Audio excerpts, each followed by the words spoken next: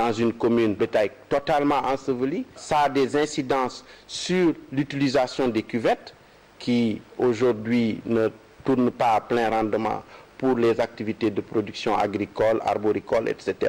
Ça a aussi une incidence sur le fait que des villages peuvent être coupés, ne sont pas accessibles et que les opportunités économiques ne sont pas transformées en réalité. C'est pourquoi nous avons mis l'accent sur ces questions essentielles et les inondations de l'année dernière montrent bien qu'il y a des problèmes de conséquences du changement climatique au niveau de cette région.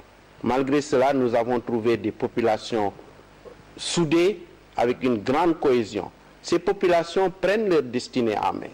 Ces populations, il suffit que les opportunités économiques qui sont à leur portée, des appuis leur soient fournis pour que ces populations transforment ce potentiel en réalité. Et ça, c'est visible. Et donc, mon message à ce niveau, c'est de dire à ces populations, il faut continuer à renforcer les conditions de durabilité des projets que nous finançons pour développer le capital catalytique. J'ai aussi vu quand même des autorités communales, étatiques, qui sont des autorités qui connaissent le terrain. Je dois fortement remercier le colonel-major Fodé Camara, gouverneur de région, qui nous a accompagnés au niveau de tous les sites. Je pense que nous avons aussi un rôle pour améliorer notre méthode d'action. Il y a la nécessité d'améliorer nos critères d'éligibilité pour nous assurer que la question du genre, la question de l'équité, la question de la durabilité sont très bien prises en compte. Il nous faut aussi améliorer le suivi pour nous assurer que si nous menons des opérations, il y a un suivi derrière pour que la valeur de l'investissement que nous avons puisse être préservée et puisse être développée. Les opérateurs économiques nigériens ont rencontré hier après-midi à la Chambre de commerce, d'industrie et d'artisanat du Niger à Niamey une délégation des opérateurs économiques du Nigeria. Les deux parties ont échangé sur le commerce frontalier et les modalités de création d'une entreprise au Niger. Compte rendu, Sakinatou Abdou, Hamidou Abdoulaye. Après être reçu hier matin par le ministre du Commerce et de la Promotion du secteur privé, les opérateurs économiques du Nigeria se sont entretenus avec ceux du Niger. Cette rencontre a été une occasion pour les deux délégations d'échanger sur le rôle combien important qu'elles doivent jouer pour promouvoir et renforcer la coopération commerciale entre le Niger et le Nigeria. Cette initiative dont je me réjouis est l'affirmation d'une solidarité sous-régionale qui intervient dans un contexte de mondialisation et d'intégration économique voulu par nos États. Il s'agit aussi d'une marque de confiance qui témoigne de la disponibilité de la délégation du Nigeria et de sa volonté de développer la coopération entre le Niger et le Nigeria afin d'aboutir à la consolidation du partenariat économique qui existe déjà entre les hommes d'affaires des deux pays. Au regard de l'interdépendance des économies de nos deux pays, nul doute que nous avons des défis à relever dans le cadre de leur développement et du bien-être de nos populations. Cette rencontre d'échange traduit également notre volonté commune de cheminer ensemble dans le cadre d'un partenariat gagnant-gagnant pour relever les défis que nous impose la mondialisation et la libéralisation du commerce. Du reste, la création récente d'une chambre consulaire bilatérale entre nos deux pays, la chambre consulaire nigéro-nigériane, et dont nous nous félicitons tous, s'inscrit bien dans ce cadre-là. Le chef de la délégation nigérienne a rappelé l'importance de la création de cette chambre consulaire nigéro-nigériane. Il a ensuite exhorté les opérateurs économiques à un partenariat fructueux. Cette rencontre d'échange permettra de renforcer davantage la bonne coopération existante entre le Niger et le Nigeria. Début ce matin à Niamey de l'atelier de validation de l'étude de diagnostic du système d'information du marché de travail et du plan stratégique de développement de l'Observatoire national de l'emploi et de la formation professionnelle ONEF. L'ouverture du dit atelier a été présidée par la ministre de la Formation professionnelle et de l'Emploi en présence de ses homologues de la fonction publique et du travail et des enseignements moyens et supérieurs et de la recherche scientifique. Compte rendu Salamatou Manrabiou, Barokova. Organisé par le ministère de la Formation professionnelle et de l'Emploi avec l'appui technique et financier de l'Organisation internationale du travail OIT et l'Union européenne, cet atelier permettra aux participants de mieux suivre et évaluer les indicateurs prioritaires concernant le marché du travail et la formation professionnelle du Niger. Les principaux résultats sont les suivants. D'abord, on constate une insuffisance des statistiques en matière d'emploi au Niger. Et même quand les statistiques existent, ces statistiques-là ne représentent pas réellement, ne permettent vraiment pas la prise de décision cohérente pour pouvoir orienter les politiques d'emploi et de formation professionnelle. Parfois, elles sont disparates, elles sont irrégulières au cours donc des différentes périodes. Et il manque aussi une analyse approfondie de ces statistiques afin de contribuer donc à l'amélioration de ces politiques et de ces programmes-là. Ce sont les principaux constats et on constate aussi que les différents acteurs n'ont pas réellement les capacités techniques en termes de ressources humaines et en termes de ressources matérielles et informationnelles afin de produire l'information statistique et de l'analyser pour pouvoir donner vraiment des pistes de solutions aux décideurs afin d'orienter l'emploi et la formation professionnelle technique au Niger. La ministre de la Formation professionnelle et de l'Emploi a saisi l'opportunité pour remercier les partenaires techniques et financiers pour l'appui qu'ils apportent à la formation professionnelle et le développement de la stratégie pour l'emploi au Niger. La validation de l'étude diagnostique du système d'information du marché du travail, l'identification des membres du réseau de l'ONEF, la détermination des besoins des utilisateurs et l'élaboration d'un plan stratégique accompagné de son plan d'action prioritaire sur la période 2013-2015 pour l'ONEF et le système d'information sur le marché du travail nous permettront de respecter nos engagements.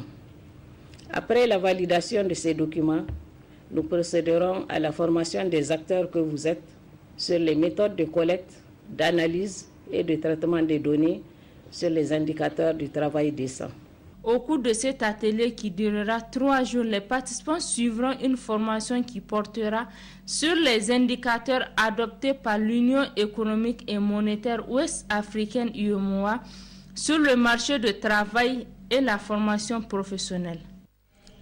L'Association nigérienne des infirmiers et infirmières en sécurité et santé de travail organise depuis ce matin à Niamey un atelier de sensibilisation et de formation à l'intention de ses membres sur le thème « Contribution de l'infirmier spécialiste en sécurité au travail dans la prévention des risques professionnels et la prise en charge des maladies professionnelles ». Compte rendu, Saint-Soumel Ibrahim, Isaka Issa.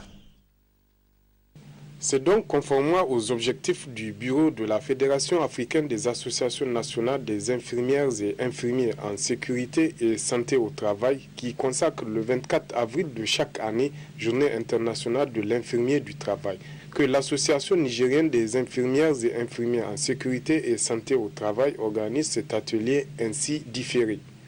C'est dans ce cadre que se tient cet atelier, le premier du genre pour célébrer de façon différée cette journée du 24 avril.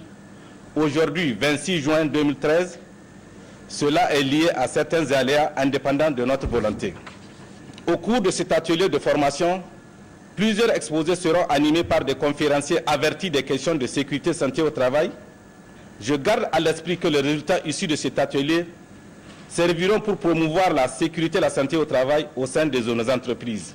Elle entre aussi en droite ligne avec cette recommandation de l'OMS et de l'OIT de faire du mois d'avril le mois de la sécurité et santé au travail. Et surtout en marge de la Journée mondiale de la sécurité et santé au travail et de l'inter-africaine de prévention des risques professionnels.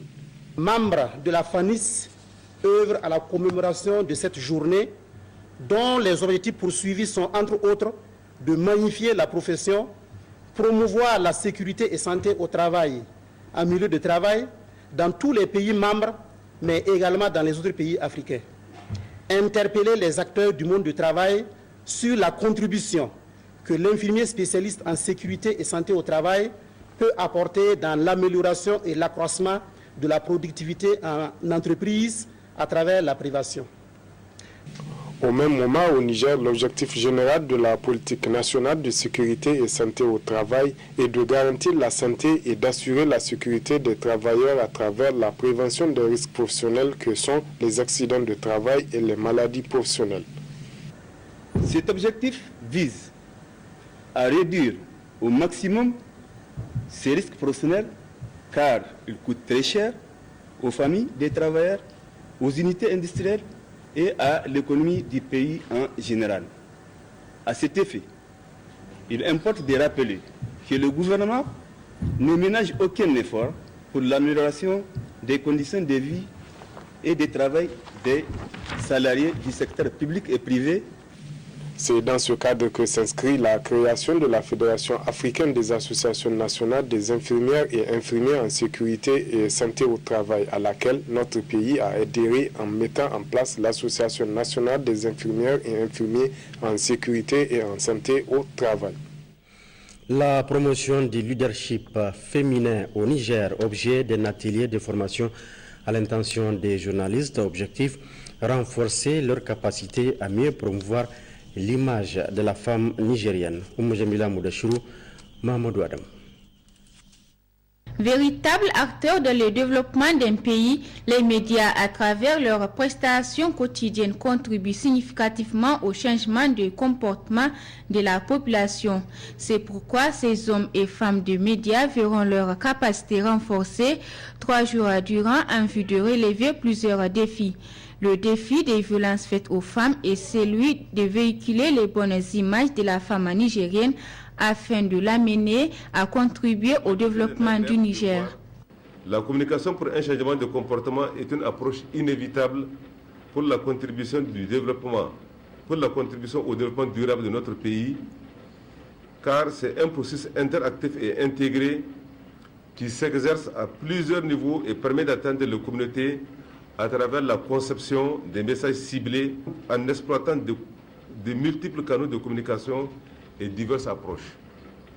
Il faut noter aussi que la communication pour un changement de comportement stimule le comportement et cherche à asseoir des changements durables au niveau de l'individu, de la communauté ou de la société. Mesdames et messieurs, nous sommes convaincus que vos prestations quotidiennes sont importantes pour la contribution à ce changement en faveur de la promotion et de la protection des droits des femmes, d'accéder à des instances de prise de décision afin de leur permettre de participer pleinement à l'œuvre de construction nationale, et c'est cela votre contribution à la promotion du leadership féminin. En effet, il est de votre devoir, entre autres, de provoquer la prise de conscience des populations à travers vos messages qui vont véhiculer la bonne image de la femme nigérienne, de produire et véhiculer des messages incitant les populations à adopter des comportements pour la culture de la non-violence et de la non-discrimination, d'encourager et soutenir la participation des femmes dans tous les processus de développement et de l'accès équitable à ces dernières aux ressources nationales. Ainsi, pour mieux assurer leur rôle et responsabilité, ces journalistes suivront des communications sur, entre autres, les droits humains et catégories des droits humains, les instruments de protection de ces droits, la notion du genre, la conceptualisation des notions du leader, le bon leader et le leadership féminin. Fin de la formation des conseillers régionaux et municipaux de la région des DIFA sur la prévention et la gestion des conflits organisés par la haute autorité à la consolidation de la paix. La clôture de travaux a été présidée par le secrétaire général de la région. Compte rendu Ben Youssef Abdelaziz Aruna Sanda. Après 3 jours d'intenses travaux, d'échanges et de discussions sur les mécanismes de prévention et de gestion des conflits, les participants à l'atelier ont été suffisamment outillés sur le rôle que doivent jouer les élus locaux en cas de conflit ou litige lié à la gestion des ressources naturelles. En clôturant les travaux de l'atelier, le secrétaire général de la haute autorité à la consolidation de la paix a rappelé aux participants que cet atelier qui s'inscrit dans le cadre d'une vaste campagne de renforcement des capacités des différents acteurs permettra sans nul doute aux conseillers régionaux et municipaux d'améliorer leurs connaissances dans le règlement de conflits en milieu urbain et rural. Pour le secrétaire général de la Haute Autorité à la Consolidation de la Paix, les élus locaux ne doivent jouer ni le rôle d'un juge, ni moins d'un chef traditionnel dans le règlement de conflits liés à la gestion des ressources naturelles, mais des médiateurs et des facilitateurs en cas de conflit ou litige de toute forme. La leçon a été bien comprise par les élus locaux et le consultant de la Haute Autorité à la Consolidation de la Paix sont réjouis de la participation massive des participants et de la ponctualité qui a prévalu durant ces 3 jours de formation. Intervenant pour sa part, le secrétaire général de la région, après avoir rappelé les objectifs assignés à cet atelier, précisait que cette session de formation, qui a pour thème consolidation de la paix, prévention et gestion des conflits, cadre parfaitement aux réelles préoccupations des autorités de la région qui font des questions sécuritaires une des priorités et mérite une attention toute particulière. À travers donc cet atelier de renforcement des capacités, les élus locaux de la région doivent avoir une bonne connaissance et maîtrise des techniques et outils de prévention et de gestion de conflits, surtout quand on sait que la paix, la sécurité et la coexistence pacifique entre les communautés sont au centre des préoccupations des autorités de la 7e République et plusieurs actions sont en cours de réalisation avec l'appui de la Haute Autorité à la Consolidation de la Paix, financée dans cet élan par le partenaire au développement afin d'assurer une paix, une sécurité durable et équilibrée. Pendant ces 3 jours de formation, l'atelier a porté essentiellement sur la formation des élus locaux de la région du Difa dans le cadre de la prévention des conflits. On a fait la synthèse pour voir au juste en quoi un élu local peut être un médiateur dans un conflit. Et Dieu merci, tous les participants sont sortis satisfaits. Ce vaste programme qui vise à consolider la paix au Niger a été financé par le programme des Nations Unies pour le développement. Les nouveaux membres du comité exécutif de l'Union des étudiants nigériens à l'université Abdi Moumouni de Niamey ont prêté serment hier après-midi à la place Amadou Boubacar du campus universitaire. Le temps fort de la cérémonie dans ce compte-rendu de Oumou Jamila Moudachir. Ils sont au total 7 membres et 3 commissaires aux comptes à avoir prêté serment avant d'être renvoyés à l'exercice de leurs fonctions. Ces nouveaux membres du comité exécutif seront désormais chargés de conduire la destinée de l'Union des étudiants nigériens à l'université de Niamey-Yenoun, dirigée par Younousi Abdrahman, secrétaire général du comité. Nos projets ne sont rien d'autre que la revendication des intérêts corporatrices, c'est-à-dire la revendication pour une amélioration significative des conditions académiques et des conditions de vie. Mais comme prioritaire, nous avons la question académique et aussi certaines questions sociales qui se posent aujourd'hui avec Akité. La question académique, nous tendons vers la fin de l'année, mais beaucoup de camarades dans beaucoup de facultés ne connaissent pas encore leur sort. Par rapport à cette situation, il faut bien que des mécanismes soient pris afin d'améliorer cette situation dans laquelle se trouvent nos camarades, nos militants. D'un point de vue social, comme vous le savez, il y a certains privilèges qui reviennent à certains droits qui nous reviennent, notamment la question de l'aide sociale, la question de la bourse. Jusqu'à preuve du contraire, ces questions ne sont pas encore décantées. Nous pensons que ça constitue une urgence et que les autorités d'en face auront la hauteur d'esprit de nous écouter et d'apporter des solutions à ces questions urgentes. Au-delà de ça, la recherche de l'unité au sein de notre organisation syndicale sera aussi une priorité pour notre comité exécutif. Cette cérémonie de prestation de serment a par ailleurs permis à l'équipe sortante de faire le bilan financier et moral et de prodiguer d'importants conseils aux nouveaux dirigeants. Ceux-ci vont sans nul doute s'investir pleinement dans la défense des intérêts matériels et moraux de leurs camarades.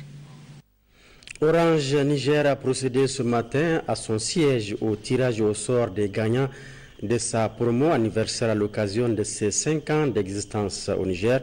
Un grand jeu concours qui a permis de déterminer le gagnant d'une voiture 4x4 et les 4 autres gagnants d'une moto chacun. Ouattara Moussa, Askou Jibrila. Du 20 mai, date de lancement de la promotion anniversaire Orange Niger, au 23 juin 2013, Orange a totalisé 5000 gagnants, soit 1000 clients récompensés pendant 5 semaines. Ce matin, Orange est passé à la dernière étape de la promotion organisée à l'occasion de ces 5 ans de présence au Niger. À ce stade, 4 motos et un véhicule 4x4 étaient en jeu. Pour être éligible au grand tirage au sort, il suffit pour le client de totaliser sur la période de la promo, c'est-à-dire du 20 mai au 23 juin, 1500 points. Donc l'ensemble des points accumulés durant les 5 phases sont cumulés jusqu'à la fin. Donc pour consulter les points, le client compose le dièse 125 dièse où il envoie par SMS le mot-clé top au numéro 125. À l'issue de cette promo, nous avons enregistré 81 788 clients uniques qui ont totalisé de 1500 points à plus. Sachant qu'aujourd'hui, un client peut être éligible 2 fois, c'est-à-dire peut avoir son numéro dans la base 2 fois en cumulant, par exemple, 3000 points. En gros, dans la base, nous avons environ 300 000 clients qui ont la chance d'être tirés au sort. Le tirage au sort électroniquement effectué sous la supervision d'un huissier de justice a donné les résultats suivants. Le gagnant de la première moto, c'est le numéro 90 50 24 05. Le deuxième gagnant d'une moto, c'est le numéro 90 34 11 80. Le troisième gagnant d'une moto, c'est le numéro 91 79 17 95.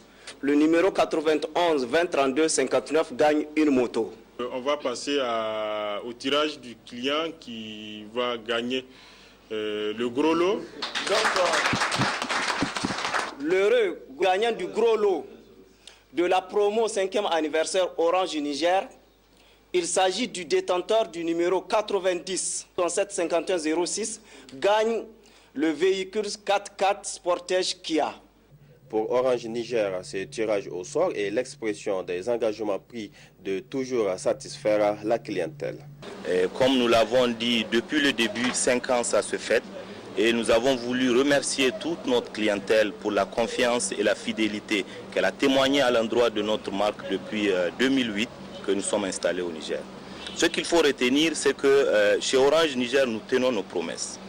Nous avons annoncé ces lots à des clients qui n'y croyaient pas. Chez Orange, nous accordons une très grande importance à la transparence et surtout à faire ce que nous disons. À l'issue de ce tirage au sort, vous avez vu qu'il y a fait de 5 heureux gagnants, dont un gagnant d'une 4x4 Sportage d'une valeur de 18 millions. Ça ne s'arrête pas à ces cadeaux pour Orange Niger.